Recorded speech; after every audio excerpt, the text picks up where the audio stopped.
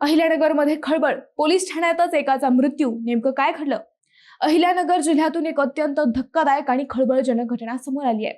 Pathardi police ठाण्यातच एका व्यक्तीचा मृत्यू झाला असून या घटनेनंतर मोठा गोंधळ उडाला आहे.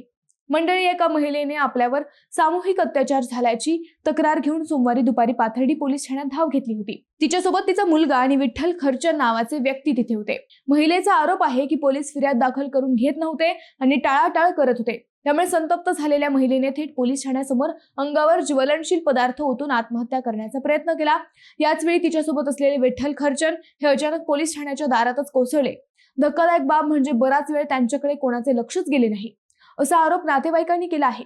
त्यांना तातडीने उपजिल्हा रुग्णालयात नेण्यात आले, मात्र डॉक्टरांनी त्यांना मृत घोषित केले. या घटनेनंतर वातावरण प्रचंड तणावपूर्ण बनले.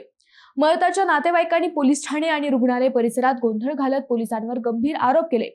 पोलिसांच्या निष्काळजीपणामुळेच मृत्यू झाल्याचा आरोप करण्यात आलाय. दरम्यान पीडित महिला रुग्णालयात आक्रोश करत असतानाच बेशुद्ध पडली.